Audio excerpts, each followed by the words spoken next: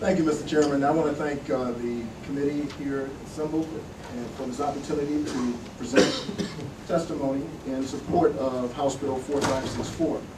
Now, I realize that looking around the committee, most of you probably weren't around in sort of this time period I'm going to discuss here later on, but I want you to bear with me on this. First off, let me say I'm also, Mr. Chairman, bringing testimony from, written testimony from two national experts on this matter who were not able to be with us today, one of which is your constituent, Professor Robert Sedler, who gives his regrets that he's not able to adjust his schedule, but he has submitted testimony.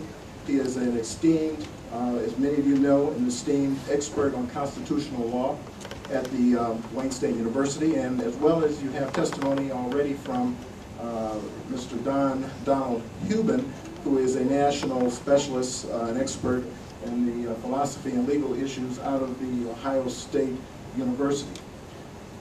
This particular testimony is extremely important, but I'm going to suggest to you, this committee, you're going to hear a lot of compassionate testimony this morning, both for and against this legislation.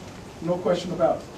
However, there is only one position that I submit to you that should take precedence, and that is this particular position for this legislation. The United States Supreme Court has determined the interest of parents in their relationship with their children is sufficiently fundamental. Now, those of you who are jurists on this committee know what that word means. Fundamental to come within the finite class of liberty interests protected by the 14th Amendment. Because a fundamental right cannot be denied without a compelling state interest that cannot be achieved by any less restrictive means in the absence of abuse or neglect, parents have a right to both legal and physical joint custody of their minor children. I'm going to infer that when they say parents, they're referring to both fit parents.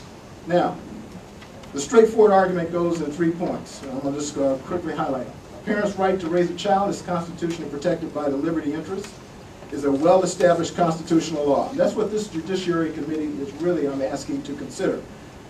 There'll be other issues, no doubt. But this particular one is the only one that, in our view, makes any sense as the real reason why we should be considering this legislation. Second, the Michigan State Courts granting sole physical custody is sufficiently intrusive to warrant scrutiny. Why? Because sole custody to one parent impinges, obviously, on the rights of the other parent. This is why this doesn't work. In addition, limiting that other parent to, what, 4 days a month to parent is an atrocity. It's been that way for a long time. Third and final, the compelling Michigan state interest in the best interest of the child, and we've heard that phrase used time and time again, we know, can be achieved by less restrictive means than sole custody. There's so much research that has shown for 25 years that shared custody, joint custody works, is it better or is much better than sole custody in most cases when it comes to best interest of the child. However, in Michigan, as in some other states, no doubt, the routine depravity of children of one parent, usually the father, restricts his time with the child to about 6 days a month, as I mentioned. And I simply asked the question in my testimony, just how can anyone say that that's in the best interest of the child to forfeit one parent? It just doesn't make much sense. So in the final analysis, shared parenting is a constitutional right. It's being routinely violated in our state, in our family courts. There's no doubt about that. I think anybody who has looked at the constitutionality of this, what's going on in our courts, cannot look at it any other way. They have to look at it that way because that's what's happening. The legislation before this committee just simply seeks to end most of these violations and finally bring the state of our beloved state into compliance with the United States Constitution as determined by the United States Supreme Court. That's really what this issue boils down to. Nothing else. Now, having said all of that, in any situation that we deal with in legislation, you guys have been legislators for, I'm sure, a good period of time, know there's always, or I should say always, most typically there are unintended consequences to anything that you do. Something that no one foresaw, and it happens, okay? We know this. However, the unintended consequence of what we've been doing for the last 20-odd years in our family courts and in decisions with divorce and in decisions with unwed situations has been that we have been raising children with one parent absent of the other parent, and the end result we've been reading and viewing in our newspapers and viewing on our TVs and radios every single day. You can't avoid it. All the crime that's happening. Now, why is that important?